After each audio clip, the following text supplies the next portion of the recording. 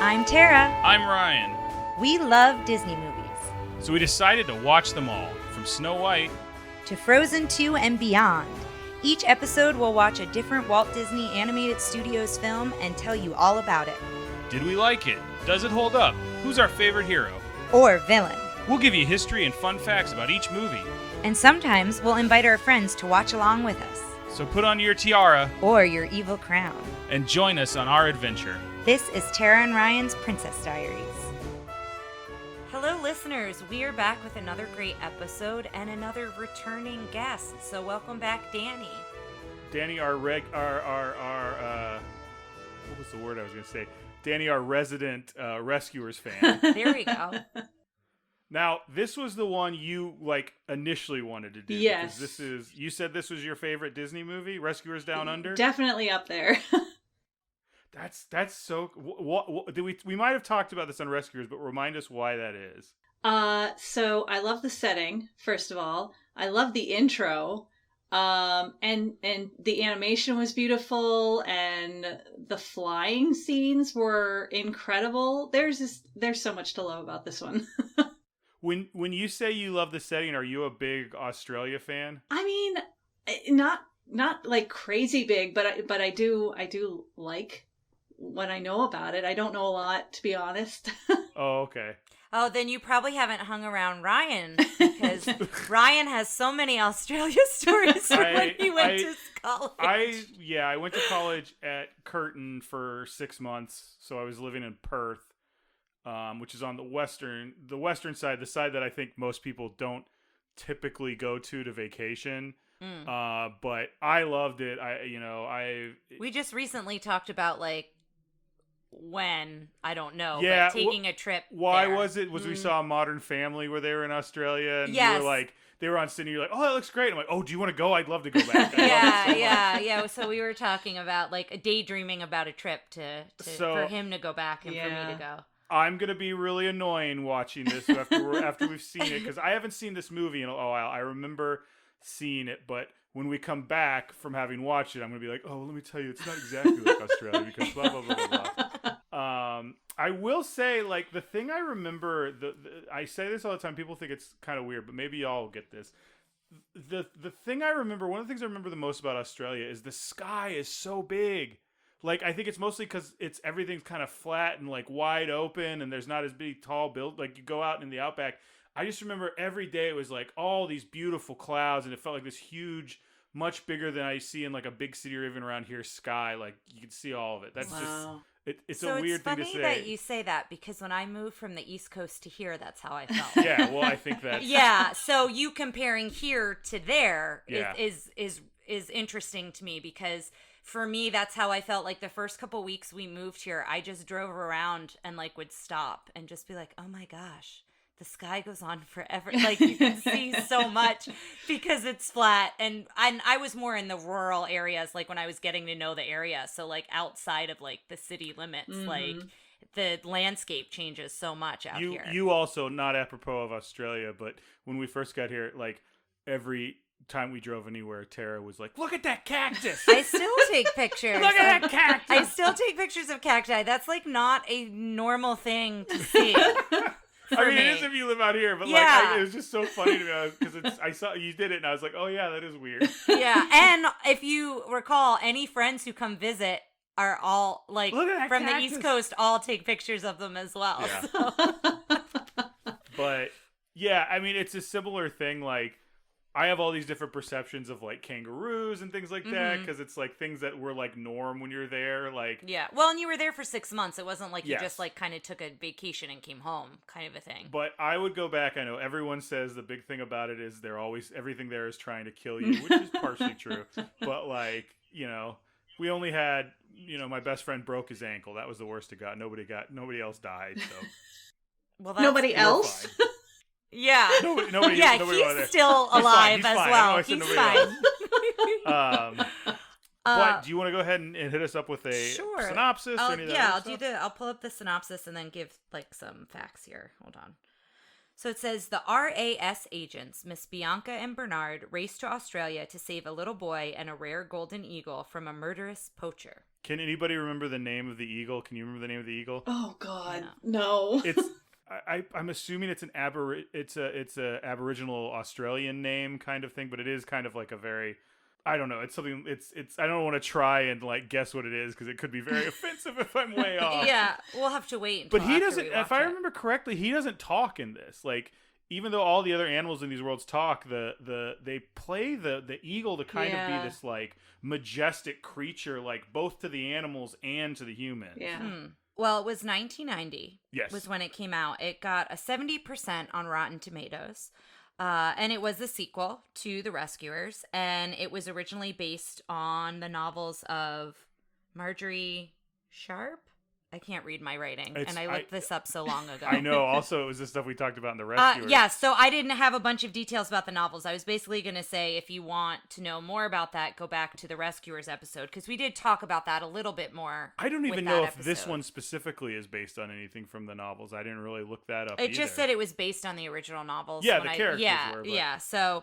and the voices are back is Bob Newhart, Eva Gabor, this was her final role, and John Candy. Yeah, John Candy as this one's. Is this one Wilbur or is this one Orville? Oh, I can't remember. This is Orville was Jim Jordan. Yeah, so this is Wilbur. This is Wilbur. So basically, and I love me some John Candy. So yeah, and we can talk about. I've got a fact here. They wanted all the original voices from the first film. So Jim Jordan, however, died 2 years before this came out, and so that's why they cast John Candy as his brother Wilbur. And I think we mentioned this in the Rescuers episode. It's the reference to the Wright brothers. Yes. Yeah. So that's kind of where those names come from. The leader of the chairman is also still the same voice too, Bernard Fox, the chairman of the Rescue. Yeah, Society. they really wanted to use all the same voices. And so what I found interesting was a third movie was planned for 1996, and Eva Gabor passes in 1995, and John Candy passes away in 1994. And so they scrapped the rest of the movies because they didn't want to recast those voices. So I found that interesting as well. They decided to not do a third one, but there was a third one kind of in the works that was being talked about. When it opened, I know we talk about... You missed another famous voice. George C. Scott was McLeach. Yeah. Oh, yes. Like Patton and Dr. Strangelove, like very famous actor. Yeah. Very I have strange, a lot of McLeach facts, but yeah, I have... Is McLeach Australian? Because when I was watching the making of, every time he spoke, and again, it's been a long time since I've seen this one, he just sounded like George C. Scott being like, I'm an Australian. Here I am, an Australian. The only actual Australian voice in the film is Jake. Is Tristan Rogers. Yes. No one else is Australian in the movie. Well, so even if they use, I don't know if anyone uses an Australian accent, but he's the only one who is an actual Australian. I know we always talk about the top movies. I just have a fact about the film that opened the same weekend as this did. It's one of our absolute favorites come Christmas time. Home Alone opened the same weekend as this film, and Home Alone grossed 10 times what Rescuers did. Yeah. So just to kind of put that in perspective, like... Home Alone was number 2 that year. The top 3 were Ghost, Home Alone, and Pretty Woman. So and I was just going off the opening weekend numbers, yes. But yeah. Well, yeah, this is just... 1990 seems to be a pretty solid Terra top 3 there. Yes, that is a solid top 3 for sure. So we've mentioned the Sleeping Beauty documentary in some other episodes, and definitely recommend you checking that out because we've talked about some of what they mention on there. And what I'm going to talk about next is mentioned on that documentary as well. This was the first 100% digital feature film ever made using the CAPS production system. And what does CAPS stand for? Do you remember? I've got it. I found it. Yes. Okay, yeah, I don't know that I wrote that down. The Computer Animation Production System. Thank you. But it's the first Disney collaboration with Pixar. And it was developed for this film. So yes. It was specifically developed for the Rescuers Down Under. But yeah, this is how Pixar and Disney come to be together. And it's the system they use for like compositing scenes and inking. A lot of the stuff they're starting to use digital systems to ink the pictures and everything. So that's part of the reason why I think this animation looks so good is they're still using the hand-drawn method, but they're using computers to speed up the system, which they had to do because this was when they were releasing like one movie from Walt Disney a year. It was well, and I read that they cut production time for an animated movie by at least 6 months. Wow. Using this system. And so some of the facts that were mentioned in Waking Sleeping Beauty, it was a $10 million estimate on this system to like have it function and work. We mentioned that it was Pixar that they went to, and they attempted to make this feature film before making a short. So they really didn't test it out. They just kind of dove in and were like, okay, we're going to make a feature film, which is kind of really risky because they're spending a lot of money on the animation system and like the production system. And if it didn't work, not only were they out a lot of money, but then like they would have had to like scramble. It worked, but they wound up pulling all the advertising for this movie because they felt it didn't work. Even though it did. That was a fact in Waking Sleeping Beauty. I forgot about that. Like after it came out, they just started pulling the advertising because it wasn't as successful as I think they thought it was going to be. They started just like abandoning it after it came out, which I think is so strange. But I think they were also focusing on Little Mermaid. Oh no, that was before this. So maybe that's what they were comparing it to, I guess. I don't really know. Little Mermaid was such a top 10 movie that year, and then this didn't do that. Yeah, so I don't know if they also were selling this cap system. Like they literally went in, they're like, "This is going to cost a lot, and we're probably not going to like recoup that money. We're not going to this is money that you're not going to see an immediate return on." Like they were trying, because if you watch Waking Sleeping Beauty, it's such, regardless of this being the like artistic renaissance of Disney, it is also a business renaissance where they there's a lot of thought put into the how we market stuff and the brand. Stuff. Yeah, the brand and all that sort of thing. Getting it into the parks, that sort of thing. So I think this was a concerted effort of, it's not making as much money, dump marketing, dump this, like let's move on to the next thing. We've got Beauty and the Beast coming out. Yeah. Or maybe there's something else in between there. The other thing to kind of note with this is I saw that I think you'll find interesting, Dani, is there's a lot of different, because of this cap system and then a lot of other experimentation they were doing, one of the big things they're looking at is the reflection of light and diffuse lighting in this. And the example they use is there's a scene where Bernard and what's her name? Not Eva Gabor. Bianca are like, they're having dinner at like on the Eiffel Tower, maybe? Like there's something where they're having dinner and there's like a candlelight thing. So watch there, because you'll see it's not these hard lines of them moving anymore. It's starting to kind of fade and be lit differently. Yeah. And that's something you see with this era. Like they're learning it here. I found this fact interesting. It was Disney's first theatrical animated sequel. So it was the first animated sequel to be in the theater. Others that appeared in the theater include Fantasia 2000, which came out in 1999, Return to Neverland, 2002. That came out in theaters? Yeah. Wow. I think I saw it in theaters. That's interesting because it's not on our list. I don't think it's Walt Disney Animation. It's probably one of that their... but they're including it in a theatrical trailer or a sequel. Jungle Book 2, 2003, apparently came out in theaters.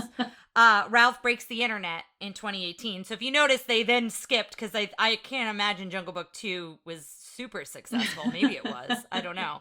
But then Ralph Breaks the Internet in 2018, and then Frozen 2, which was also very successful in 2019. So the rest of the sequels have gone straight to video. So those are the ones that have been in the theater.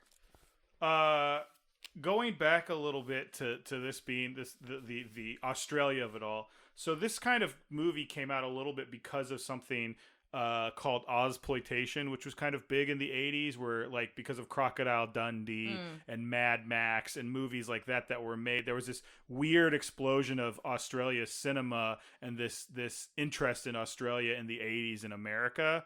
There's a great documentary that I can't recommend to children.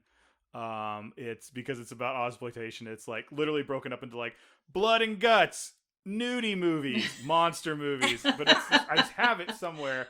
It's called Not Quite Hollywood, I believe, And it's great, and it's a whole big thing about it, and it's like Quentin Tarantino's in it, and like George Miller, director of Mad Max, and things like that. So it's all about that sort of thing. And this came as kind of a direct result of that. And in order to kind of get the idea, a bunch of the animators spent 2 weeks in Australia, and they were quoted as saying it was like being on Mars. Which, as someone who's been there, if you go to places where the dirt is red, it does feel like a different planet. It's also weird because like you go out to the bush and it's like nothing there is older than about 5 years because it's so flat, and then things grow, and then lightning hits it and it's all dry. So then like huge areas burn down, and then like you'll go to a spot where it looks like, oh, these trees have been in the ground with like their ash, they're burnt, but like no one's touched them in forever, however long. So it's really interesting. And then when they came back, they ended up going to the San Diego Zoo for more reference. I also wanted to point out something that Tara knows, but this is something that really bugs me as a once native Australian, I guess. But they're in the video they were showing with the thing, they immediately cut to a kookaburra, and then the kookaburra did its noise. Which, have you ever heard of kookaburra? I think only in like a documentary.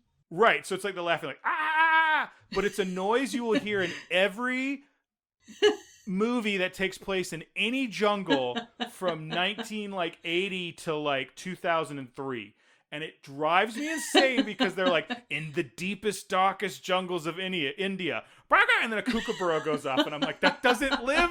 It makes me so angry. So I will put a kookaburra noise on the Facebook page and ruin movies with jungles for the rest of you, like they've been ruined for me. It drives me nuts. Listeners, he has told me about this. That has not ruined it for me. Because I feel like I don't 100% pick up on it. I think that's why. Well, when we see a movie with it in the jungle, like I think the last time I saw it was in the live action Jungle Book we listened to, and I'm like, that's not India. Yeah. But anyway. I've got a few fun facts, and I've got some things about McLeish that I wanted to share. Mm-hmm. The voice of the nurse mouse was also the voice of Minnie Mouse, Russie Taylor. Oh, no kidding. Oh. Yeah. So the voice of a character named Krebs, I don't know who that is, but it is the voice of the Sultan. Oh, in Aladdin? Douglas Seal. He's also plays Santa Claus in Ernest Saves Christmas, which you'll never let me watch during Christmas. All the Ernest movies. But I'm just saying. Ernest P. Worrell is an American treasure. I've seen and a Disney hero. He's going to be Slinky Dog in Toy Story. Oh, He'll be a friend of the podcast. Interesting. I have seen some of the Ernest films.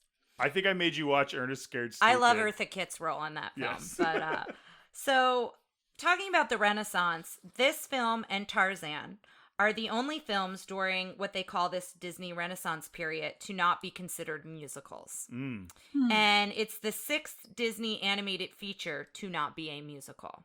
So we talk about that a little bit more in the Little Mermaid episode, going about how they start focusing on musicals and kind of how it helps build the structure within the film and the story, and I think can strengthen it. So it'll be interesting to kind of view that through this lens, because we kind of felt that way with Oliver and Company.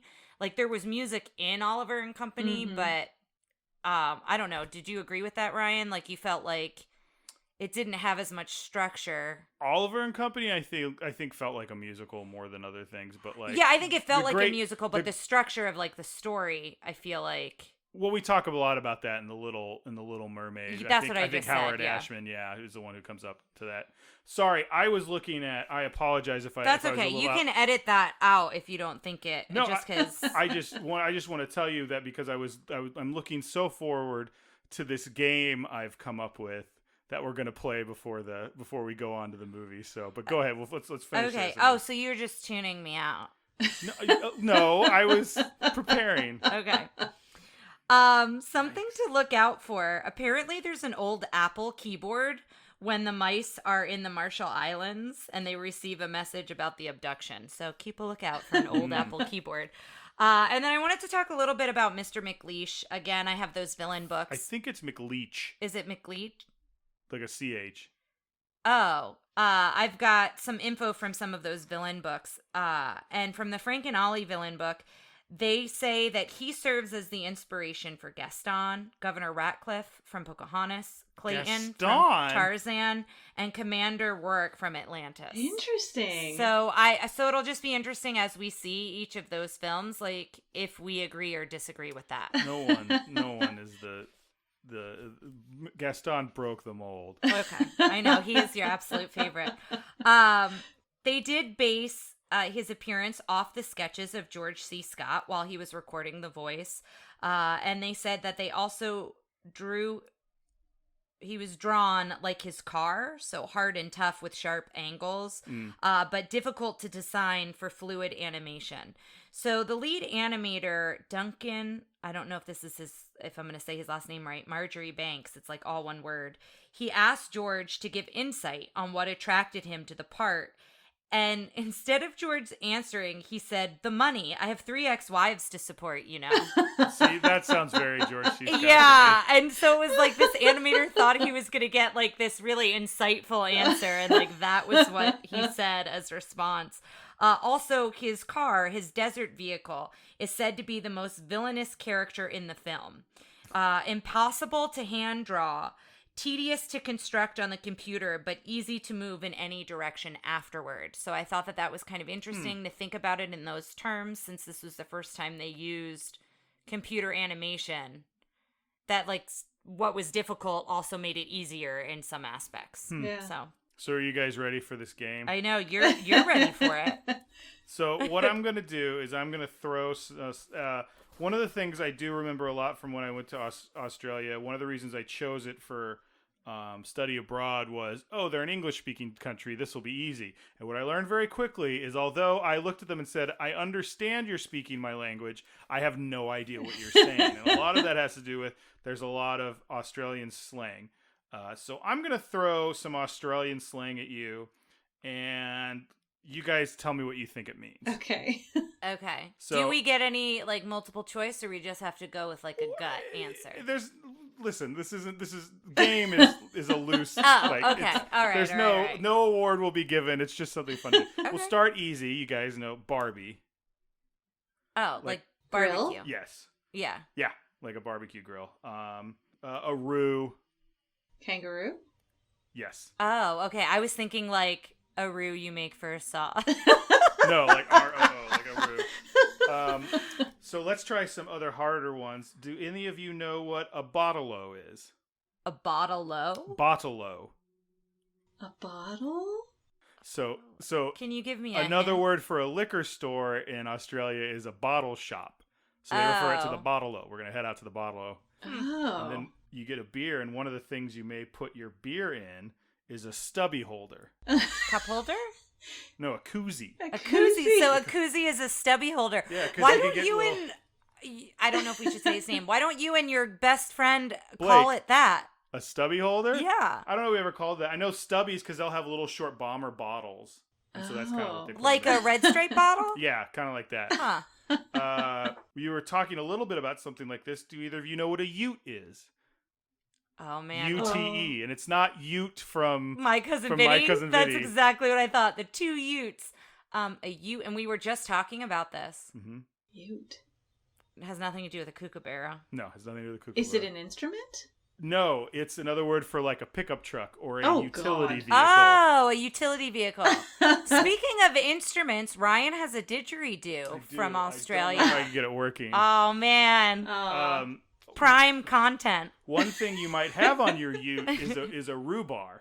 Do you guys know what a rhubarb is? Is that a roll bar or like the thing so the kangaroos It's like a don't cattle. like, It's like a cattle catcher, but it's for Okay. kangaroos. Mm-hmm. I feel like you've told me that one. Let me see if. Well, and that's like what's on Outback like car, like a Subaru Outback. Like if it's all like geared up, I feel like they have a version with that on the front. Well, if you're in your ute and you're heading out to the bottle-o to pick up some beer, you might want an esky. An esky? An esky. On the way to the bar? No, to the bottle-o, the bottle shop, to pick up some beer. So you can go drink. I have no idea. Esky. An ID? Think Eskimo. Ice? Ice? Cooler. Oh, because it's going to be too hot to... I feel like Texans can relate to that depending on how close you live to the grocery store. True. I don't remember hearing anyone say Ripper, but I think they do. So all these other ones you've heard. Yeah. Okay. Wow. Ripper. Yeah. Oh yeah. We'd head out to the bottle all the time when I was there, and we saw Utes with brew bars. So when you came back, did you use some of that slang to refer to things, or no? Maybe like amongst people I had lived with. No, I didn't know if maybe like you got used to calling it that, and then you came back, and did you like? I said. Do you see what I'm saying? So they'll say she'll be right, which is like, it's all good. Like, so I said that a lot. Or how you going's another one. Instead of like how are you doing, it's like hi, how you going? Yeah. I feel like it's like y'all. My family makes fun of me for the fact that I've adopted y'all into my language. Ripper is really great. So, it's Ripper. Fair dinkum is, and this is one that I didn't hear a lot, but I've actually heard Hugh Jackman say it in an interview once. Fair dinkum? If I say like, hey, something, and then you come back with like whatever, fair dinkum's like, oh yeah, okay, true. Like, oh, fair dinkum. Like, yeah, like, it's like that. Chalkers is very full, like something maybe Chocablocka something. Like, oh, that place is, you don't want to go to that bar, it's Chocablocka. Bogans, which is another one, which is an Australian redneck. Bogans? Yes, and I got confused for a bogan a lot because it was so hot there. I'd wear shorts and flip-flops and like a undershirt and a big floppy hat. And I'd walk around like that, and they'd be like, and someone would go, hey, do you know where something is? And I'd turn around and I'd speak in a regular American accent. People would go, whoa. Like, they're like, we thought you were from here. Didn't you have corks on the end of your hat? I did not do that, but that's another very bogan thing. You have lines with corks on the brim of your hat, so when you move around, they move because it makes the flies go away. Because that's one thing out in the Outback. There's a lot of flies. I think there's some other ones in here, but like mozzie is a mosquito. I don't remember hearing that. There's some on here I can't say on this podcast. Sickie, you can pull a sickie. Okay, so use it in context. I didn't want to go to work this week, so I pulled a sickie. Oh, like a sick day. You called out. Okay, that one makes sense. Slab is a 24-pack of beer. Togs are a swimsuit. I don't remember that. And I do remember whinge. Whinge is to whine. People are like, quit your whinging. Like some of them I get. There's a couple that like.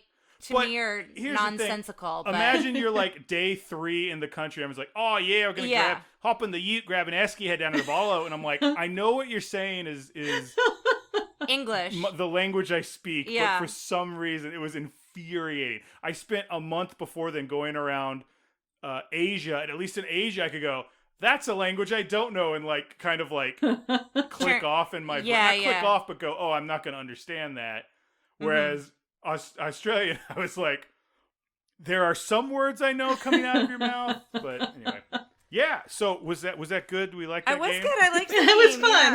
Yeah. Learned a little something. Okay, well, I think we're good. Dani, do you have anything else you want to kind of throw in here before we start the movie? I'm excited to watch the movie again. I am too. I haven't seen this one I think I saw this one like right when it came out on video.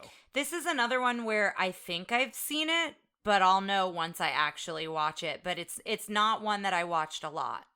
I'm pretty sure this was a Blockbuster rental from me. And for those of you out there who don't know what Blockbuster is, ask your parents. Oh, what a sad statement. So. All right, guys, we're going to get the VHS out of the clamshell and stick it in the VCR. All right, see you on the other side, listeners.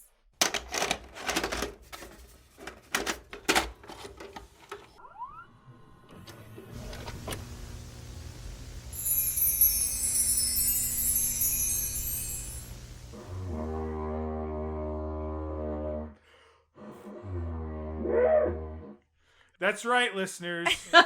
We're back. You're not in the Outback. You're here with us. I remembered how to play the didgeridoo during the movie. You're welcome. So, what did you guys think? Let's start with you just took a big breath like you have a thought. So go ahead, Tara.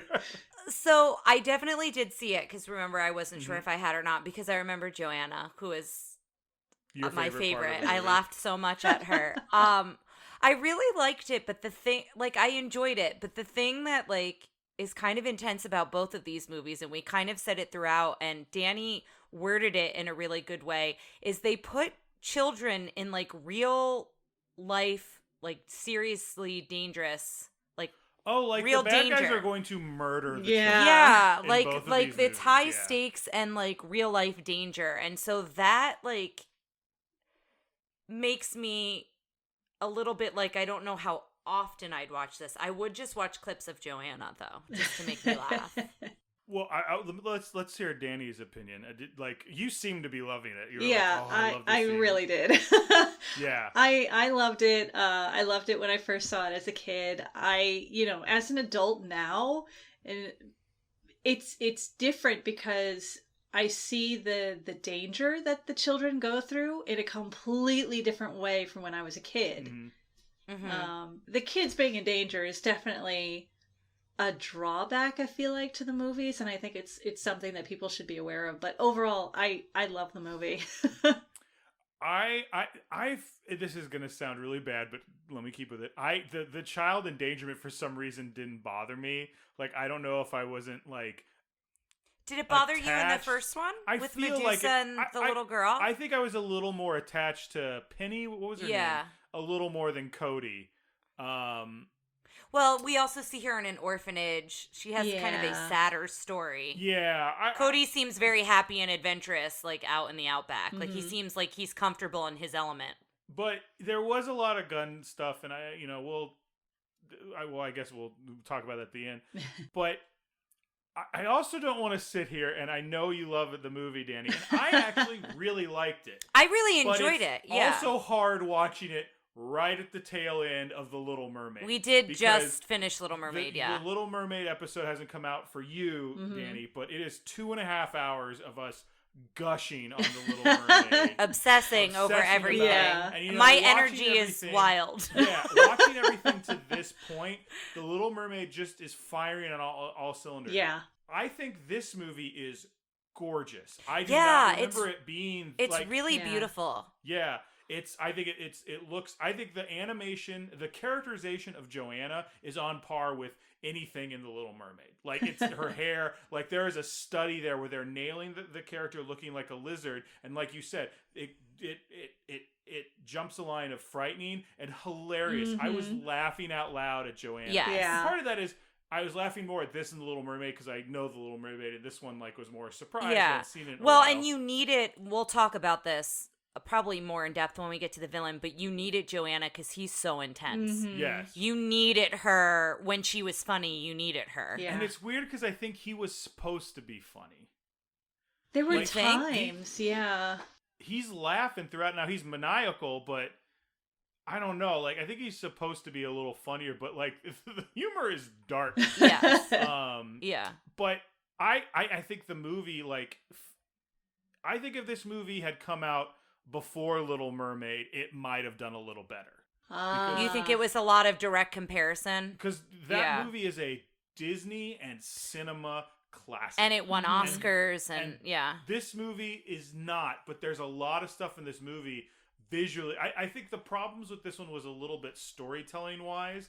I think I liked the first Rescue, because that's the other thing. You're also comparing it to another movie directly. I think in the first Rescuers, they got to Penny, and it felt like Penny and Bianca and Bernard were working together through most of the movie. And this movie, they only all really kind of hook up at the end. And you don't even see Bianca and Bernard for a long time. Like, you're kind of in an in media res with Penny, where she sends the note, you meet Bernard and Bianca, and then it goes back and kind of tells you what happened to Penny. Like, it's part of a mystery. Whereas in this one, it's you see all of it, and then you see a little bit of the rescuers, and then it's back to them. Like I don't feel like the pacing was as good. That's a good point. Yeah. And like I said, I feel really bad having you on here and being like nitpicking. But I feel like if I actually didn't like the movie, I wouldn't nitpick it as much. Yeah. Like, I would agree. It's right in that spot that I like for movies. Like, what did it have? A 70 on Rotten Tomatoes? Yeah. I would put it more at an 80. I'd put it at a higher percent. Yeah. But I think it's like there is so much stuff here that's like I really liked what they were doing, and I also was like the one thing that I will say that I absolutely did not like about the movie is McLeach was from like Tennessee and Cody was from like New York. Like I don't know, they weren't from Australia. They lived in Australia, but they're like hey, Matahute, it's me, Cody. Yeah. I'm Nick Leach. And I'm like, what, they couldn't do an Australian accent? Like, that bugged me out. Yeah. But everything else, like, if you haven't seen this one in a while, or you haven't seen it, before we get to it, I'm going to say, I think this one's worth a rewatch. I agree. Yeah, I think it is worth a rewatch. And I think especially also from the aspect of what they did with computer animation and just visually, how interesting it is. And Dani mentioned this at the start, that it would be cool to watch this in IMAX because of a lot of the shots, and especially from the beginning. The opening is so cool because you open up on the bush, excuse me. Yeah, I said brush. Well, that's one thing I want to ask. What are they flying through? Because it looked like cotton, and I'm pretty sure there's not cotton in Australia. I don't know what they're flying through, but I really liked the visual of it. It gets you into this movie as like an adventure movie. It's just a quick rush with all these, I'm assuming, computer generated like grass or something coming at you. Yeah. Well, and if you remember the opening, it's slow because you're zooming in on bugs, and then all of a sudden the music picks up, and then it's like you jump into it, and we loved it's this brass opening, and the French horns are doing like these crazy runs, but the trombone, all the brass are doing like really interesting. It's a really interesting instrumentation, and it's like really exciting. And then like the title sequence comes up, so it kind of gets you involved from moment one. Once that music picks up and those visuals of you kind of flying over the outback. And then we see a house alone in the wilderness, and then that's when the didgeridoo happened, and Ryan got super pumped because that came in. And we see Cody trying to sneak out, so you can kind of see that he's pretty adventurous. I mean, he lives in the middle of nowhere in the outback, so I'm sure he has to entertain himself a lot of the time. In Australia, it's like 85% of the population lives on 18% of the land. Oh, and like, so the rest is uninhabited. No one lives in the middle. Like, got it. It's the closer you get to the middle, the closer you get to just dying because it's so hot. And it's like, you know, and there's nothing there. And then so like that's why you have those. Every Australian movie, it's like people, they live kind of in the outback, and it'll be no one for miles. Got it. So when he tries to sneak out, there's these little birds that fly, and they make the sound, and that's the kookaburra. They're like these brown birds, kookaburras. They sound like laughing because I think the legend was the kookaburra laughs at you, and it drives you insane. And that's that song, Laugh, Kookaburra, Laugh. Yeah, okay. And then we saw the wombats, and that made me write something down. Did you get to pet or hold a wombat while you were there? There's a picture of me somewhere I'll have to find holding a wombat, and it goes like wedding. And then wombat is like real close under there, like holding that wombat. What about lady? And getting lady too. But like the look on my face is just pure joy. Like, I love wombats. They're so weird, and I just love them. They're my favorite of the Australian animals. So then we see a roo. Use some terminology. And the roo talks about the golden eagle. Marahute, I think. Marahute, who's been caught in a trap. And Golden Eagles, also the East Coast Golden Eagles, are the Australian Football League team for, I believe, kind of the Sydney area. Anyway, I'm a Fremantle Dockers fan myself. I don't even know if they exist anymore, but they were there when I was there. I'll take your word for it. So we were talking about the Golden Eagle, and Dani was wondering if it was Glenn Keane. It was. So Glenn Keane was the lead animator for the Eagle, and I looked up a couple things. Hold on, let me bring it back up. He studied 6 eagles residing in somewhere in Boise, Idaho. Peregrine Fund in Boise, Idaho, as well as a stuffed American eagle loaned from the Los Angeles Museum of Natural History. Yes, they put a stuffed eagle in his office, and he remarked at kind of how weird it was. Yeah. Because it was always over him like...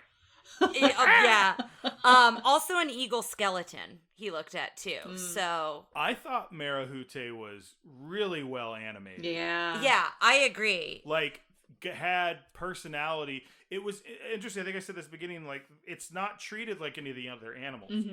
No, and it's very majestic. You get that right away. Not only because of its size, but like you said, because it doesn't talk and all the other animals talk. Yeah. And it's majestic's one word for it, but it's also like this appreciation of nature, and it's not just like, you know, I like that they did it this way because it was like, it wasn't just like another cartoon. Like when he interacts with the mice, they're just other characters. Like, and Wilbur, because Wilbur's another bird and is very different. This is Marahute is like something of the land, or just like I don't know. It really worked. It was really worked really well. What'd you think? Yeah, I agree completely. I think it was captured really well in the animation. I think the fact that Marahute didn't wear any kind of clothing or use any kind of tools, and they made sure to keep the eagle just very much an eagle, and a beautiful specimen of an eagle, and different from the other animals. I did like when she tickled. Oh, that was adorable. Oh, yeah, with her claws. It was so just like. But I also like that you find out that she has eagle eggs. Yeah, and you find out that I at first in my brain was saying he, forgetting that she is a mother and has eagle eggs, and you as the viewer find that out along with Cody. Cody climbs this super high cliff, and we're just like, he is just Monkey fearless boy. Yeah, climbs a super high cliff to save her. And then after he saves her, that's when we get these beautiful shots of him flying up high in the clouds with her, and then she takes him to her nest, which is where you find out she's a mother. She has eggs, and she's trying to protect them, and she gives him a golden feather. And it's interesting to me, two relationships in this were just kind of interesting. Like, the boy and a mother, I don't know if we've seen anything like that, like these kind of like the boy and his pet, or like his like animal companion. I don't really see with a young boy and a mother. I don't think we've seen that before. I can't think of another example just in storytelling. Like, and then in Disney movies, we don't often have, we'll get to this later, but McLeach and then a female henchman. Oh, I see. Like, like a male villain like with a female henchman. Yeah, first of all, help me think of another female henchman. I don't think we have them in Disney movies. That's a really good point. But I just thought that was usually it's like a woman and she's got a couple men like Cruella de Vil and Jasper and Horace and like Ursula I'm trying to think in Pocahontas. Ratcliffe has Percy. I think Percy's a boy's name. I think it's a dog, but and then he has something else. I think too. Just something to look out. We'll think about it. I just thought that was interesting. No, that is interesting. It's an interesting thought and kind of take on it that they switched that. Also, when they're up in the sky, they fly through flamingos. And Ryan had made a comment about flamingos in Little Mermaid and wondering, I don't think there are flamingos in Denmark. I don't think there are flamingos in Australia. Okay, well, I'm going to tell you where they are. Oh, okay. Am I wrong? There are supposedly 4 species of flamingos throughout the Americas. So there's some that reside in the Caribbean. So hypothetically, they could have traveled with Sebastian for the Little Mermaid, and that's how they all made it there. That's how I'm going with it. Sebastian flew on the back of a flamingo. Yes. So that's my thought there. But then they're also in Africa, Asia, and Europe. No kidding. But there's 4 different species, and then they exist in those parts of the world. Well, we see those pink birds later that are flying with Wilbur. So I don't know that those are necessarily supposed to be flamingos, but like Flamingo they Watch looked different. 2021 they look different than the birds though that they flew through in the beginning. The birds they flew through in the beginning look more like flamingos. But either way, I found that interesting. So we do find out that Cody's dad is gone and it's just him and his mom, because he asks where the dad eagle is, and the mom kind of like gets sad. Like, that's the other thing. They can still communicate even though the golden eagle doesn't talk, right? And so they're able to have a discussion, and you kind of see all of this. So she gives him a feather, and then we see a Wanted McLeach poster kind of like up on a tree. It literally says Wanted McLeach, no name, no just he's wanted. No reward, I don't think, on there. It's literally just for the audience to understand. And then this is where we start talking about how old we think Cody is. None of us are very good with guessing children's ages, but we said maybe around 10, because I was just curious because of how fearless he was. And then he falls into a trap to save a mouse. So you can tell he's really caring about animals in general and like just wants to be helpful. And this sets off like an alarm, and that's when we're introduced to McLeach. And you said felt like an evil version of Burt Gummer from Trimmer. Yes, yeah. That's what I got, like, in the beginning from him. And we see his vehicle before him. Like, his vehicle is so intense and so looming. That's the wrong word. But it's like the monster truck version of the Cruella de Vil car. Yeah. Yes. Or even the car from Oliver and Company, you know, like that car was really intense, but that car was sleek. That was like a very fancy Cadillac, but it's still kind of a larger than life vehicle. What was that character's name? Sykes? Yeah. And correct me if I'm wrong, but the first time we see the vehicle, it's actually like cresting over a hill and we see it from the bottom. So it's like it fills the screen. Yeah. Well, we also see it, we don't see it, but we see him like a high shot of his path. And it's just torn down the trees behind him. Right. It's destroying everything in its path. And that reminds me of Fern Gully. That's exactly what I was going to say. The oil, machine thing. That's the trees. That's exactly what I thought. Yeah. And so then we see Joanna, my girl, my star. And we see her growling. So we do get a shot of her. And then they come out to the trap. And Cody, again, fearless, talks right back to McLeach. This movie would be over if he would just lie. Because they're like, where'd you find that bird feather? He's like, it was my friend, the eagle. And he's like, the poachers are going to get you. What you're doing is legal. If he'd just been like... Not the poachers are going to get him. The Rangers are going to get him. Poaching. And if he'd been like, cool, man, thanks for letting me out of this hole. Goodbye. Like, the whole But he also, let's remember, to get him out of the hole, he leans down the shotgun. Yeah, just grab on my gun. Just grab onto my gun. There's a lot of bad gun safety. All shotguns, but yes. And then I think it's pretty obvious our politics at this point on this podcast. But at the same time, I actually have kind of a looser stance on guns than I think people think I do. But I have very, very low tolerance for bad gun safety, like people with their, bad trigger safety. Yeah, and pointing a gun at someone and going, "Here, grab on. I'm going to grab lift onto you the out of barrel this hole." of my shotgun. No, yeah, no matter what side of the argument you're on, don't do that. So that happens, and then Joanna attacks Cody and winds up pushing McLeach into the trap because the mouse is in his backpack. Yes, and then that's when they see the feather. So it's like this whole back and forth, and a chase kind of happens, and then he throws Cody's backpack into Crocodile Falls, which we see later. I don't know if you see it there, but later when we come back to Crocodile Falls, there's this whole rock formation that is in the shape of a crocodile's mouth, and the waterfall comes through it, which is a really cool detail. So look out for that. You see it later on in the film. And so the idea is he's going to kidnap Cody to find out where the golden eagle's nest is and have everybody think that he fell into Crocodile Falls and he was eaten by the crocodiles. So this is where you really see kids in real danger here. And then we go back to the RAS and you kind of see Morse code. It goes pretty much all around the world, through the country, through the United States to New York to let them know about Cody. I like that was a scene that we didn't get a bunch of ethnic stereotypes. That felt that could have been a really version of an older Disney one that was Tokyo, and then we see Japanese mice. We just got mice in Hawaiian shirts. That was it. Which is fine in the Hawaiian Islands. Right. But then we see that Bernard and Bianca are missing from the emergency meeting, and we find out it wasn't the Eiffel Tower that Ryan mentioned, but it has a feel that it could have been.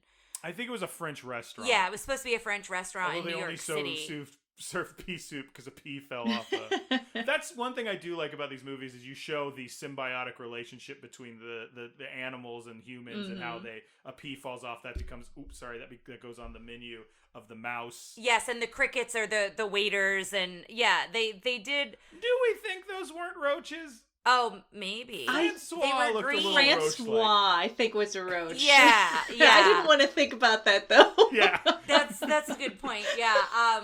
But they had the same attention to detail that they did in the first one with what Ryan's saying here about, what they were using. They used a thimble to make the pea soup and things like that. And the whole mouse restaurant was the top part of a chandelier in the actual human restaurant. And I thought that was beautiful. Yeah, it was really cool. I always really like the thought that's put into that with both of these films. We find out that Bernard is trying to get up the courage to propose to Bianca. Aww. And so he winds up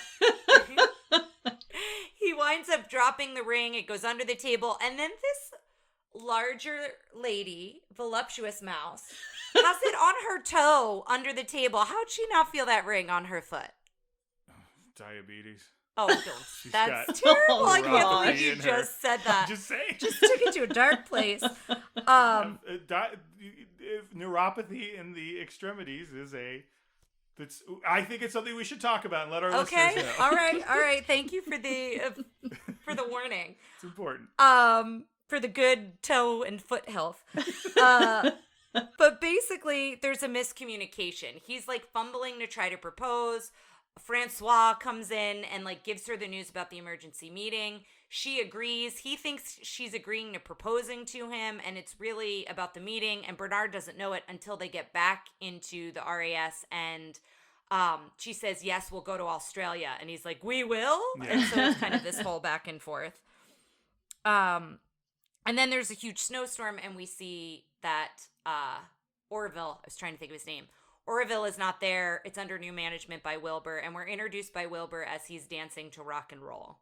I'm jumping a little ahead, but I love like when they get his attention and he starts talking about like selling his business. And he's like, "Would you like?" For some reason, every single drink he offered, I want. He's like, yes, they were all tropical cooler? Drinks. Yeah, I felt like guava coconut. I feel like he was trying to sell them to go to like Hawaii. Yeah. with those drinks.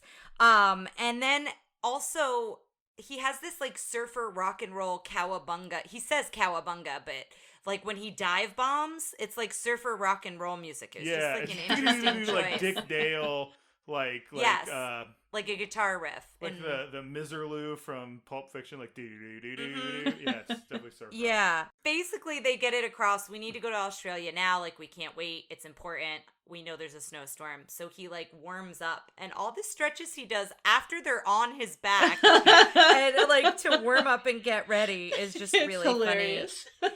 And then when he says they have to connect to a bigger bird, at first I thought he meant an actual bird, but he meant an airplane. We find out later that they're like they get on like a wheel of a plane to take them the rest of the way.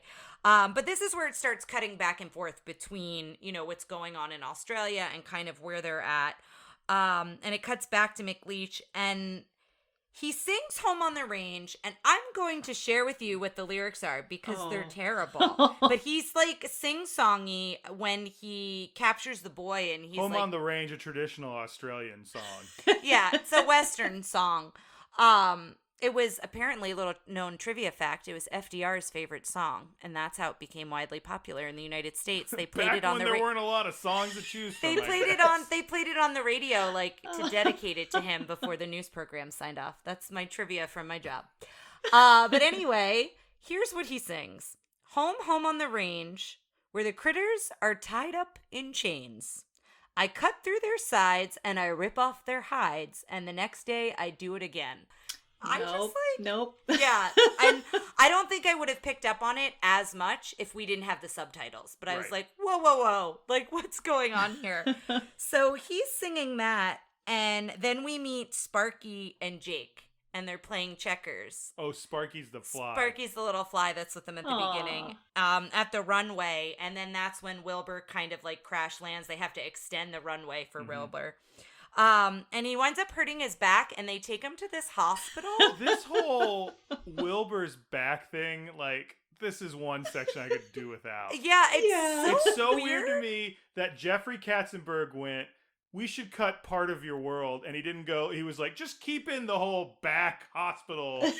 Like, the underground hospital that's like in this old abandoned medic truck, medic vehicle, and the doctor's a little like, let's just cover this whole thing. Yeah. Let's get out of the way. The doctor's like a little Dr. Frankensteinish later. Yes, not in this scene, but later on when they cut back to it. When he's like, "Go ahead and leave and we'll take care of the patient," I kept expecting him to turn around and be like, "Now I can experiment on this." Yeah. I was like, this guy, like, it felt like Dr. was it Finkelstein from Halloween, the Nightmare Before Christmas. Oh, yes. It felt like he was just going to turn into that at any moment. Yeah. To be like, yes. And I was like, good Lord. And when they were giving him medicine, the nurses filled up syringes and put them in the barrel of a shotgun, and then that's how they administered the medicine. They were going to cut him open with a chainsaw? Yeah, that happens later. It was so, to operate. Those scenes I could do without. Like, and then he like fixes his back by falling. I don't know. I'm glad we talked about it. Do you have anything to say about those scenes? Yeah, I just think it was because they got John Candy and they wanted to use him. Yeah, I guess. I feel like just using him going, yow, oh no, what, Doc? Like that. I mean, I don't know. Like, if you really want to use John Candy, you give him like, I don't know how you do this in an animated feature, but you give him like 10 minutes of improv. You just go. Yeah. Like, you've seen Home Alone, right? Yes. Do you know the whole scene where he's talking to Catherine O'Hara and he's like, we left our kid at a funeral parlor. O'Hara, sorry.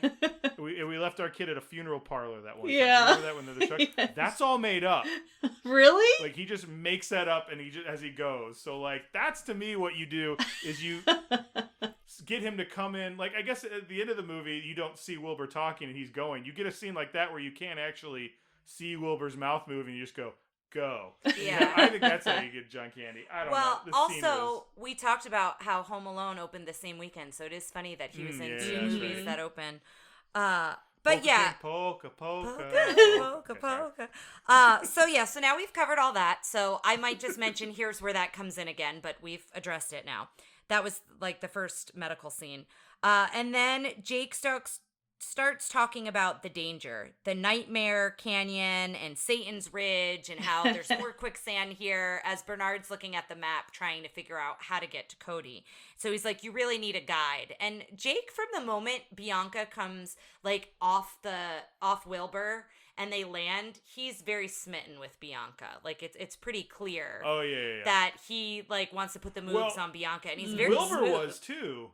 Well, yeah, not smitten, but very much. Oh, you're very Miss Bianca. taken with her. Like, who's Bernard? Yeah. Well, also it sounds like Orville talked about Bianca and Bernard, but probably more Bianca so that's kind of how Wilbur knows of them. I think that's part of her as a character. She's not just pretty; she's very charming, and I think people fall in love with her, whether it's romantically or just like, you're wonderful. Yeah, 100%. Yeah, and so I love here when Jake is saying you need somebody who knows the land and everything, and Bianca says, oh, that's wonderful. And Bernard goes, doesn't even know how to fold a map. Like, I just love, like, Bernard is more confident in this film than the first one. Like, he's a little bit more fearless. Bernard's got a very good arc. Yeah. He stands up for himself a little bit more. I really liked his character a lot in this one. I like Jake, the way they draw his legs. I like that when he moves, he's hopping. Like a kangaroo. He's a kangaroo. Yeah. Have you ever seen a kangaroo rat? No. We'll have to post a picture of them, but they have kangaroo legs, and they kind of interesting. hop a little bit like that. Huh. Wow. But other than that, they just look like mice. Yeah. I don't know that I knew they existed. I thought that was like an animation choice. I don't know that I knew that was a real animal. Yeah. If they have an animal that has a duck bill and a beaver tail and lays eggs, like that's not as far fetched. Kangaroo rat is as far fetched as a platypus. I guess, yeah. But he's really smooth. I don't know what they're on. It kind of looks like a flying squirrel, but it may be something else. But sugar glider? That's what it looked like to me. Is that what it is? Yeah. I gotta see if either, you keep going, but I'm gonna see if either of those are native. Yeah. Yeah. So they're on that, and Bernard's like on the tail, and they're like kind of back where its shoulders would be, and that's when Jake is real smooth and like puts his arm around Bianca, and is like trying to put the moves on her there too. So it kind of happens a couple times there. But then we cut back to Joanna in the lair where McLeach is staying, and she's eating animal crackers. She's eating like a box of animal crackers. Sugar gliders are native to mainland Australia, New Guinea, and certain Indonesian islands. Oh, okay. Cool. Well, I like that they used mostly native animals for the most part. Did we talk about Joanna as a goanna? No, I have that written, but yeah. Like, spelled the same with a G instead of a J. Yeah. But this is when we see McLeach throwing knives at Cody. Like, it's real dark, and he's threatening, like, the Rangers are going to find your backpack, like, no one's going to know where you are, like, and then he tries, he just is trying to get the information, and then it cuts to Back to Bianca and Bernard. There's a lot of back and forth here with what they're doing versus what's happening with Cody. And Bernard tries to propose again because Jake has left to go get them more transportation. And Jake interrupts, and he's got this snake muzzled, like a rope tied to him, and the snake looks so sad in like this muzzle. And he interrupts, so again, he's not able to propose. Then it cuts back to throwing Cody in a cage, and you realize where Cody is caged up, he's got all these other animals of Australia caged up. It was so sad. It was so sad. He's trapped with all these other animals, including a very manic lizard named Frank. Who looks like Bill. But the lizard from Alice in Wonderland. But has a frill. Has a frill and a wild Bill energy. With a frill. Yeah, a wild energy about him. And then I said, this part was kind of dark and sad with the animals because Cody's very optimistic about we can get out of here. And the koala Krebs. Says, yeah, you're going to get out of here as a belt. You're going to get out of here as this. And then he goes, and you know what? You're going to get out of here as Frank. And Frank is like deathly afraid to be turned into a purse. And so they talk about that. But Cody's super optimistic and is like, oh, if we all grab something, we can all work together. And that's kind of what happens. And they go to get the keys with like this long hooked stick. And of course, Joanna hears it. And there's like a doggy door for Joanna. And she comes in and she takes the keys and hooks them back up. And she's a predatory lizard, is what we said, right? A goanna. A goanna. Looks like kind of like a Komodo dragon. But yeah, goanna is a type of predatory lizard. So. Yeah. So that's what she's based off. Oh gosh, yeah. We get to that soon here.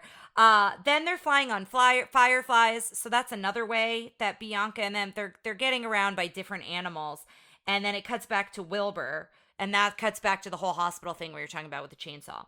So then after all of that, it cuts to the mom, and we see her getting the news. Oh, yeah. That the Rangers... That could have been cut. It could have been cut because the Rangers give her the backpack, and then we never see her again. So for all we know, Cody never gets reunited with her. He just, like, flies off into the sunset, literally, into the moonlight. So, yeah, they hand her this backpack, and I agree with you. I think it could be cut out because then it cuts to McLeish, and he's hearing the Rangers on the radio. I think you could have just heard the Rangers. And not heard the rest of it because that is super dark. It's heartbreaking. And it's heartbreaking to watch. Yeah, it really is. So then he has this metal toolbox full of eggs. And this like a tackle box, whole bit. You should go watch the movie. If you don't go watch the movie, look on YouTube for this clip. Joanna and eggs. Because it's just like her eyes peeking up over the table, or her tail moving. It's so comedic. It's so funny. Open and close real quick. The box open and closes. She's moving things around to distract him so she can get into the box to get another egg. At one point, he asks her to open her mouth, and she takes her tongue and holds the egg behind her head. It's so good. So you really just need to watch it because we all like died laughing, and it really shines her shines a light on her so well. Voice, I don't know if we said this, but Joanna's voiced by Frank Welker, who is the man of who's been in like 1,000 animated things as animals and stuff. You know, he was in Transformers and Real Ghostbusters and a lot of different as stuff, all animal voices. Well, no, in those he was he's been in a bunch of Disney movies as animal voices. In Transformers, he was like Megatron. In Real Ghostbusters, he was Ray and Slimer.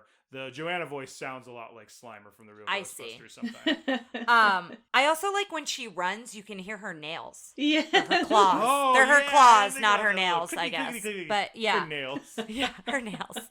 But so Frank finally picks the lock. So there's this whole bit with him trying and he falls asleep, the lizard. And he finally picks the lock. He goes wild about being free and like has this crazy energy, gets the keys, drops them, and then Joanna comes in again. And a whole chase goes on here. And then that brings McLeish in. Mm-hmm. And then he takes Cody out and he tells Cody, he realizes when the whole bit with Joanna and the eggs is happening, he's like, oh, the eagle eggs.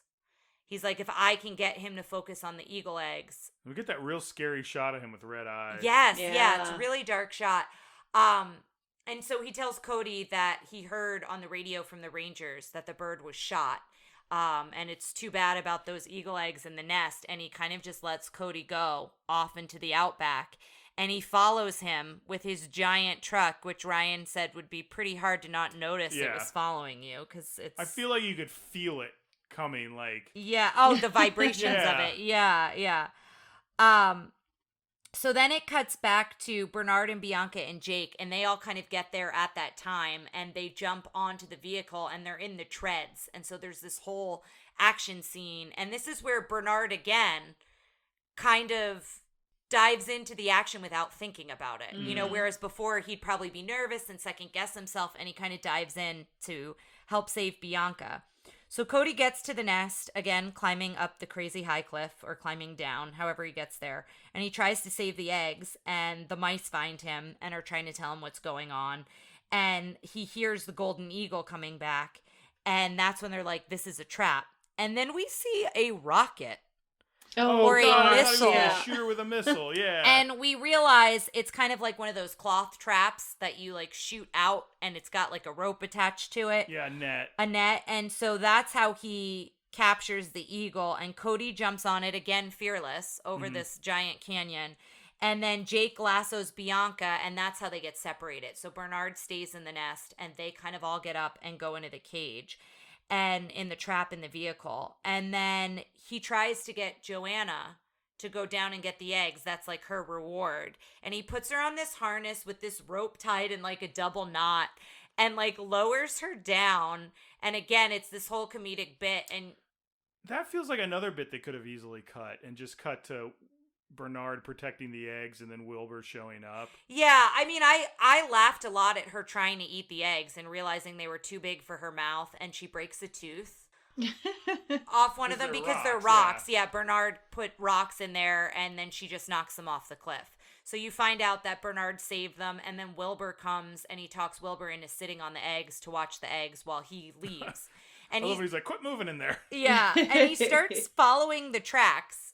And we're like, oh, Bernard, you're gonna need to get some more transportation. And sure enough, he does. He gets the confidence to do what Jake did to the snake. Jake the Snake Roberts wrestling reference. And then he gets he finds a Razorback, which we talked about, guys. There's a old Australian horror movie called Razorback that is.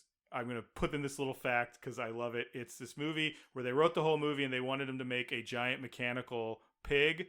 And then the pig they made was 4 times as big as they wanted it to. So it's not like a regular Razorback is about, 50, 60 pounds. And this one's like 120. It's like there's a scene where this guy's looking through a pack of Razorbacks and he scans past a van-sized mechanical Razorback and then goes past and goes back. He's like, what is that? But it's so it's like comically big. I love the movie. It's so bad great. But anyway, but this is another moment where Bernard is very listen to me, this is what you're gonna do. He takes charge. Yeah, he takes charge, which I don't think he would have in the first movie. So this kind of happens again here. We go back to the Croc Falls. This is where we see kind of that rock formation I was talking about earlier. And he talks about how live bait is the best. And that's what we're using today. And you see he ties Cody to the rope. He's got to tie up this loose end. And he wants the Rangers to just find him or his clothing or whatever. So that's why he's going to feed him to the crocodiles. Now it's getting a little Bond villain where it's like, just kick the kid. I'm like, listen, I don't think you should do this. I'm going to sound really... bad here, but just throw the kid in. Why is he he starts getting real vicious. He lowers him down. He starts singing again some song about and that's another familiar melody, but it's an American one. Not once does he sing Waltzing Matilda or Tie Me Kangaroo Down or anything like that. So he dunks Cody in the water and then brings him out. So as Ryan said, he's messing with Cody, messing with the crocodiles. He's teasing everyone, basically. And it's not even ooh, what a vicious guy. It's just it's just mean. It's just it's really dark. I feel like McLeach is going to have some major go away heat. Yes, yeah. And so the power goes out on his vehicle and stops everything, and the Razorback, you see it kind of run away, and then he gets angry at Joanna and sends Joanna after it to figure out what's going on. So you find out Bernard got there, he took the keys, and then a whole chase ensues with Bernard and Joanna here. And then all of a sudden McLeish takes his gun and he goes, well, there's another way I can do this. And he tries, you hear a blast before you see anything. And then he looks through his scope to try to shoot the rope that Cody is dangling from. So again, it's like Well, I made the point, why doesn't he just shoot the kid? You made a good point of like, well, if they find him, he wants him to think he was killed by Crocs. Yeah. But here's the thing. They're going to find him tied up. I don't know. Yeah.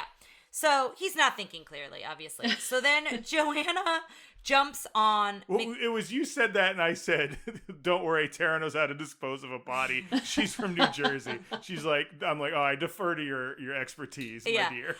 True story. We were at. I know, what is the story gonna be? No, not about me. But Okay. we were. You know this story. I was with a good friend. I was with Chris from the Fantasia episode, and he was a high school band director at the time, and he was getting a tuba from this place, and now I can't think of the name of it. I do know this story. I can't think of the name of it, but it's a very famous brass shop in New Jersey. Don't advertise it after the end of this story. No, it's a great place. It was just a customer who was there. It was a customer. I thought it was the guy. No. Oh my gosh, that's going to drive me nuts. I can't think of it. But anyway, like people come from all over the country to go to this tiny little shop in, I think, Woodbridge, New Jersey. But anyway, we go to pick up this tuba, and this guy like looks at us, and he's like, "You could fit 2 bodies unchopped in there." Like, dead serious, looks at it and said unchopped. Like, it was very specific.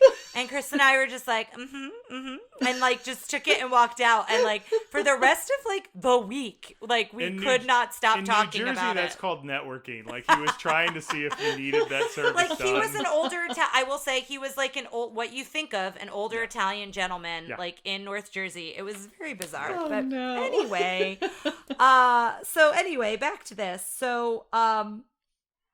he winds up getting attacked by Joanna, and he's on the like edge of the cliff, and he's hanging on by like 1 foot, and Bernard just takes like 1 finger and pushes his foot, and both McLeish and Joanna fall into Crocodile Falls at this point. Like, he just like pushes him the littlest bit. Bernard commits murder. Yeah. But then I will say, Cody falls in, and then Bernard jumps in to save Cody. So again, he doesn't think about it. He jumps in to go save Cody at this point as well. Mm-hmm. He starts talking about celebrating that he beat the crocodiles, McLeish. He's in the water, and he's like doing a victory lap, basically, without looking behind him. And then Joanna's just on a rock and just kind of like waves goodbye. Like, a little sad, just kind of like very plain faced. And that's the last we see of wonderful Joanna. I know, that's the last we see of her. And he goes over the falls. He falls from a very high height, and we see his tiny little body fall for much longer than I think we needed to. I don't know how you guys felt about that. I didn't really need to see his tiny shadow fall all the way down those falls. That was low on the list of egregious things this movie did, in my opinion. I guess that's true. I don't know how you feel, Dani. It was similar. It reminded me a lot of Gaston's fall in Beauty and the Beast. It had that same sort of like length of time. I felt like. Only I was much sadder in Beauty and the Beast. I know. Your beloved Gaston. Still not over it. That village's story is how their hero was killed by a monster. That's their story. I'm just saying. We will discuss that in a few weeks. So that's going to be another heated debate, I'm sure. But then how do you say it again? I keep saying Golden Eagle because I don't want to say the name wrong. Marahute? Is that right? I think so. You asked me, and then you looked at me like I said it, and it was like your Manchurian Candidate word, and you just all of a sudden, like Winter Soldier, where he's like boxcar, whatever, and he just ready for programming. I'm sorry. Marahute winds up saving Cody, and in turn saving Bernard. And then soaring above the clouds, we realize Jake and Bianca are also on the Eagle. And then Bernard says, before we go any further, and proposes to Bianca. And she says, of course, I'll marry you. And then he gets like the thumbs up approval from Jake, which I feel like he didn't need. I don't know that he was looking for it. It was fine. It wasn't like, but I was just like. Jake was pretty forward with Miss Bianca, but I don't think he knew what was going on with Bernard. He's not a monster. I guess that's true. And he didn't give Bernard enough credit at one point, and Bianca was like, "Oh, I know you don't know him like I do. He'll come to us." Imagine you just were sitting there and someone you kind of met that morning just got down and proposed to someone else. Like, what? It's an awkward situation. What are you supposed to do? That's true. I think he handled it pretty well. I guess that's true, yeah. And then they fly into the moonlight, and that's the last we see of all of them. Oh, God, it's so funny because it snuck up on me again. The ending. Like, I'm like, oh, yeah, this is the end of the movie. When it happened, I was like, oh, we're done. Like, yeah. They cut to Wilbur in kind of like a scene I say where the eggs hatch and bite him, but like... The end just sneaks up on you, like, and good for them for being like, we've done everything we wanted to. Goodbye. Mm-hmm. But he never reunites with his mother. Yeah. I don't know why I needed that, but I needed the mother to know like he was alive and okay. It's because we got that sad scene. Well, you're one right. Of the things I forgot to point out there is you don't see her face. It's only like her nose and below. It's weird. Like they're kind of doing this like. The thing they do in Lady and the Tramp, but we see the rest of, like, we see all of McLeach's body. Did they do that with the non-villain adults in the first Rescuers? I mean, in New York they did. Remember when they all come in? I don't know if we saw them. But that was from the mice's perspective. That's true. I don't know if... No, because Medusa and her henchmen... And then her adoptive parents at the end and the Yeah, we saw all of them. TV, we saw them. Yeah. It was a weird choice. Yeah. It was. I guess maybe they didn't want to animate the grief on her face. I think it was that. I think that they also just didn't want us to connect with the mother too much. With a woman. Yeah. Which I think we wound up doing because we only saw that really sad scene of her. All right, so let's go over the questions. First off, how is the princess? So, I think there's two major relationships in this movie, going back to kind of why I didn't connect to this one as much as the Rescuers was Cody, I feel like didn't have a relationship with, I feel like you could say the princesses were Bernard and Bianca and Cody. And then the princes were, I don't know how to establish the princess in this one and the prince. The prince is definitely Marahute. Does anyone agree with anything I'm saying? I'm thinking about it. I think the strong relationship is Marahute and Cody. Yeah. They have a linked connection. And then I think you're right. I think Cody never really makes the strong connection with Bianca and Bernard. Mm-hmm. Like, we as the viewer have a strong connection with them because we know them from the first movie. But Cody doesn't know who they are. And they don't really establish him getting connected with them. It's just like all of a sudden these mice are here. So maybe let's just talk about those relationships and not necessarily give it a label for this one. Yeah. Okay. I agree with you. I think the Marahute Cody relationship was the best part of the movie. One of the best parts of the movie. Absolutely.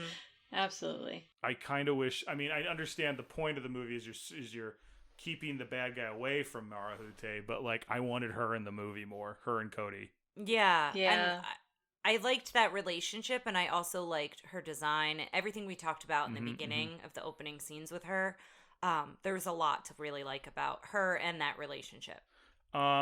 Let's talk about the sidekicks, and I think we've gushed all over Joanna. Like, Joanna was the star. She surprise. She stole the show. She was just hilarious. She's hilarious. As I mentioned, though, she is horrifying in scenes, too. So I think she could be scary, but I think she's so comical. Yes. I think that outweighs her scariness, and I also think that helps how dark McLeish is. Well, her first appearance had a real fidget from Great Mouse Detective where she jumps into the scene and snaps at you, and she starts off very scary and then becomes very... And she's kind of... relatable in a way. All she just wants to do is eat.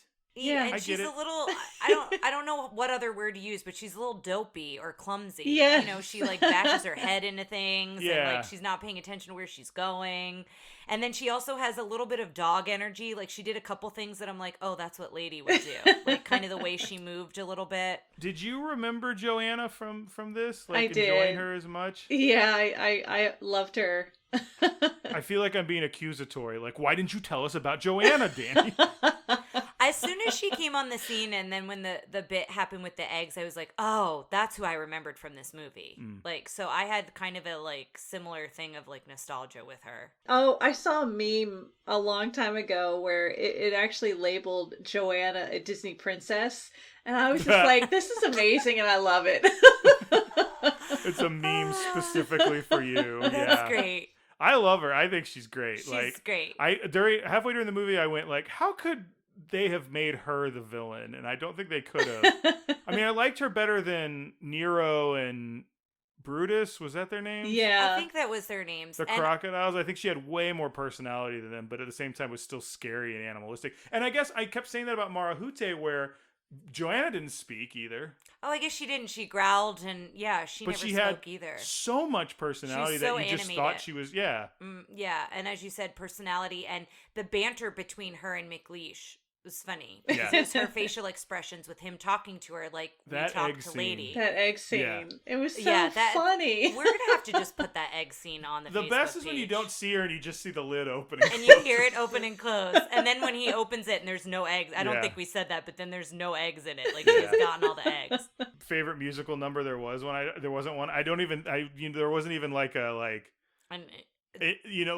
an ending like we talked about in Tron where there was that Journey song. Yeah, well, I think we all really liked the music at the very beginning. It was instrumental, but we all perked up and were really excited. Mm-hmm. Yeah, that opening theme is real good. I think we should list that here. There you go. Good call. Does it hold up? Female character agency. It's interesting because I feel like there's more like Marahute's female, Joanna's female, but they're not really coded feminine or any sort of like female, which is fine, but if there were, I think, more women characters in it, I think they're just like, it just felt like they changed their pronoun I guess Marahute, the whole thing is she has eggs, but I don't know. Well, and Joanna is a woman. That's what I'm saying, but like, Joanna is pretty gender neutral, exactly. And they just chose she. I almost feel like this movie takes a step back from the first Rescuers when it comes to female agency, because in the first Rescuers, Bianca was constantly saving Bernard, and in this movie there wasn't any of that. The mother was basically non-existent, and yes, there was Joanna, but like you mentioned, there was nothing specifically female about her, really. So yeah, I felt when you started saying that about Bianca, what comes to mind to me is like she kind of took a back seat in this movie. Yeah. Like she wasn't as strong. It was great to see her, but I feel like Bernard's arc was much stronger across two movies than hers was. And she was also kind of the subject of the, like, Jake's trying to get her, Bernard's trying to keep her. So she's a little objectified in that way. Yeah. Yeah, that's a good point. Which is unfortunate, because I think we all felt she was a fairly strong character in the first one. I think both of the Rescuers in general, like, the Rescuers took a back seat in this one, I think, a little bit. In some ways. Yeah, I agree. And I think you make a good point. If they could have established a stronger relationship with them and Cody, I think that may have made a difference. But instead we got wacky hospital antics. Drinking and smoking, there wasn't, I don't think, any of that in this. No, but there was a lot of guns. A lot of fire. A lot of guns. A lot of shotguns specifically. I think we're looking at an all-white cast again. I don't think there's any people of color. You know, a Australian movie is the perfect time to bring in Indigenous Australian actors, which I know, you know, is probably in 1990 they weren't being. I think they were getting the most jobs as in Crocodile Dundee as Aboriginals. Oh, okay. So that would have been nicer to see, but we didn't really get that. It would have been nicer to see more Australian actors in general in this. But anyway. And so finally we are to the infallible scientific ranking of McLeish. All right, so McLeish for frightening. What do we got, guys? Okay, yeah, I'm going to give him a full 5. I give him, like, to me, I think I'd give him a 3 or a 4. What do you think? I'm between a 4 and a 5 because he tries to murder a little boy. Like, and he uses him truly as bait, like dunks him into the water, dunks him out. He's very scary. He throws knives at him. And he murders animals. Okay, well, he's got a 4 from me. What do you got, Tim? I'm giving him a 5. Okay. Funny. I think he thinks he's funny, so I might give him a 2 or maybe a 3, but I think probably a 2. I think he's supposed to be humorous and, like, weirdly jovial. Now, it's psychotic, but I think he's supposed to be. Oh, I give him a 1. I didn't find him funny at all. All of the humor, I think, came from Joanna for me. So, what do you think, Dani? I'm going to give him a 2. I think that there are some brief moments there where he's a little... His maniacal nature can be a little humorous, but it's an uncomfortable kind of humor. Yeah, I'm going to give him a 2. So the next one is Fierce. Now, he has a little bit of cape drama at the end where he's got that coat and he's spinning around, but that's more overlap than cape drama. We talk about in Little Mermaid, there's an actual industry term for that kind of animation. So I'm thinking like a 1. Yeah. I think he's one step away from, as we talked about, his bogan. Vehicle, yeah, I think I would rate higher on that scale than him. For sure. Does that make sense? Yeah. I don't know that I want to lump them together. So what do you want to give him? A 1. And Dani? I'll do a 1 as well. So the next one is Effective.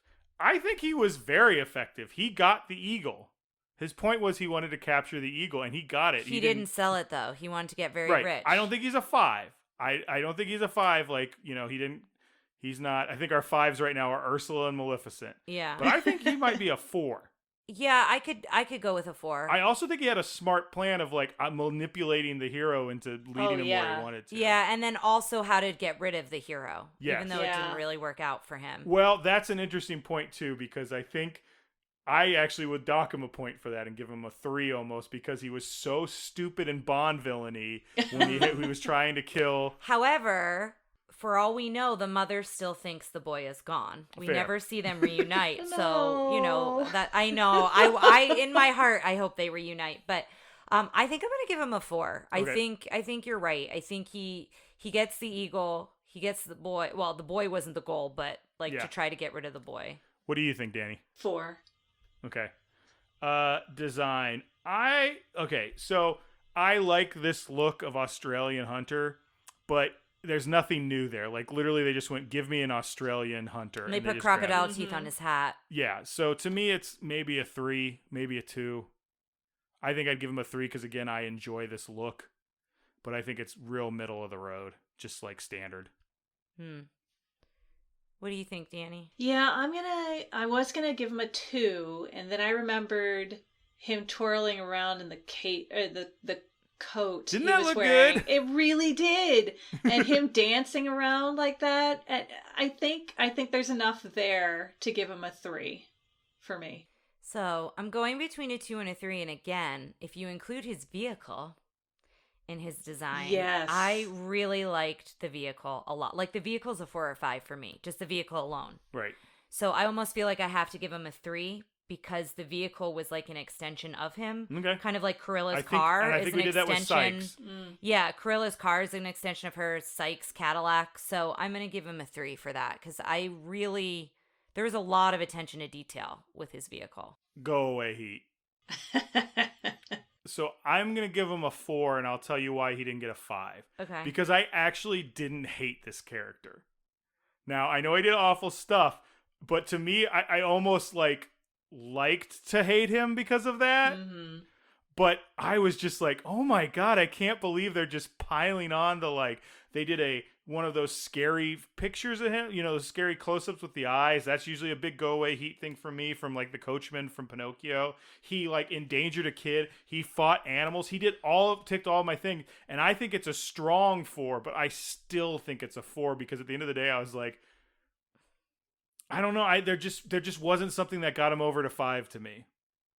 Okay. But I can totally understand anyone else giving him a 5 if you guys want to. I'm not trying to argue for a 4. I'm trying to explain why I gave him a 4. So, Dani, what do you think? I think I am going to go with... I think I'm going to go with a 4 as well. For all the reasons that you mentioned. Mm-hmm. I think a good villain is meant to be hated, and I think he was a pretty good villain.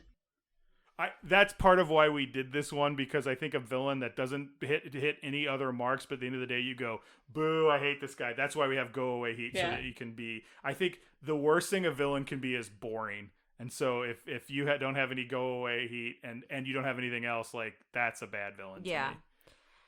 So I'm going to give him a 4 as well. Okay. And the other thing that I was thinking about him is I compare it to Amos. Amos Slade in Fox and the Hound, I did not want to see on the screen. So he was a 5 for me. I did not care for him at all. He has a 4 for all the things you mentioned. But I think another reason I don't give him a 5 is Joanna wouldn't be as funny without him. This is true. Yeah. Their banter back and forth, which now I'm almost talking myself into giving him a 3. But I think he's a 3.5, so I'll give him a 4. A soft 4. Yeah, I'll give him a soft 4. Okay. But yeah, I think without him, I think Joanna would still be funny, but that banter doesn't exist without both of them. Yes factor. He's a 1 for me. I did not remember this guy. I was whatever. When he was, I never was I would say I don't think he deserves a 2. But it's a hard one because it's what are they going to do with this guy next? It was almost a weird, morbid curiosity of how terrible he was going to be, if they brought him back on screen. But I honestly, I wasn't looking, I wasn't not looking forward to him, but I was who's this guy? I don't remember anything about him. He didn't make the second villain book. Yeah. Yeah, so. Yeah, he gets a 1 for me. Dani? Oh, I'm actually gonna go a little higher. I'm torn between a 3 and a 4 here, and Ooh. I know, Okay. I know, but No, I love it. No, it's great. Yeah, I like when our numbers don't agree with one another because a lot of times they do. So. Yeah. I'm really surprised he didn't make that villain book because, like I said, I feel like he is a good villain. I looked up by his first, because there's an index. I looked up by his first name, by his last name, was his by first the name? movie. Now I don't remember, but I Some have with a it. P, wasn't it? Yeah, Pearson maybe. Something. Or I don't maybe know his if that's middle initial right. was P. I don't remember. But in the first villain book, it lists his full name, the Frank and Ollie villain Right. book. So, and I think they say it here. In the movie, I think it's said He says once. something that's if my name isn't, and then he Yeah. says the whole thing. So I'm so excited. It's funny because I'm excited for you to give a vastly different answer than us. I'm gonna give him a 4. Wow. All right. You're excited I like to see him. it. You were I like this guy. Yeah. I remembered him very vividly from when I was little, and I really liked to hate him. Yeah, So- I see that. For me, my excitement, again, I got super pumped when I saw Joanna. I feel like that's where my excitement came, not necessarily at him, but I love that. So I do want to say that with no guest, he would have gotten 19. But with a guest, he gets a 20.3. I knew he was going to be high. I was like, oh no, he's getting up there. He's pretty. So he is right under. My goodness, Dani, you propelled him Really? right out of. Yeah, he is right now 13th. Whoa. I mean, he's very I think dark. it's because what makes him a good villain is how much I was Go away. pardon my language, but F this guy. Yeah. I was this guy sucks, and he is below Lady Tremaine, but above. She should, Lady Tremaine. We need did to do an episode that's in defense of Lady Tremaine. Yes.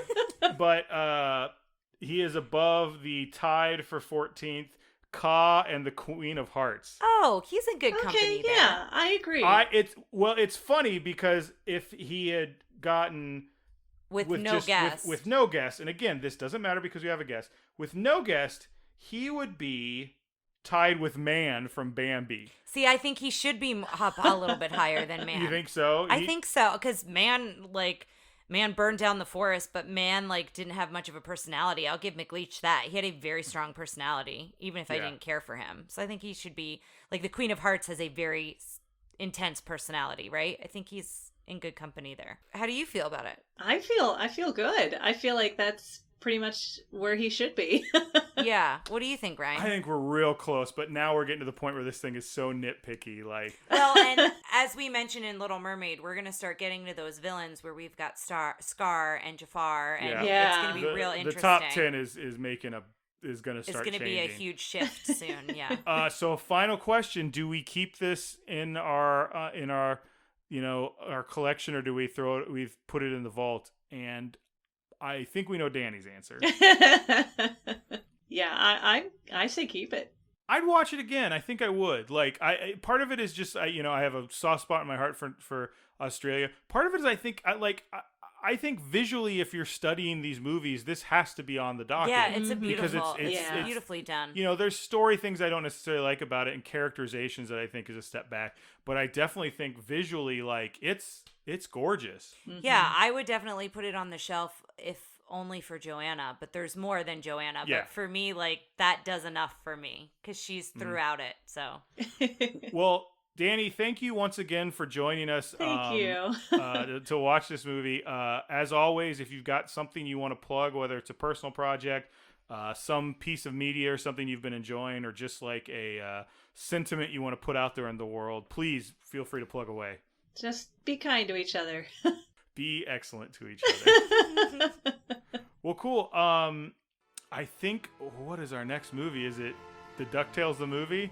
I think that's next, yeah. And then I think it's Beauty and the Beast. So I think those are the next two coming up. Thank you so much for joining us, and we'll see you next time.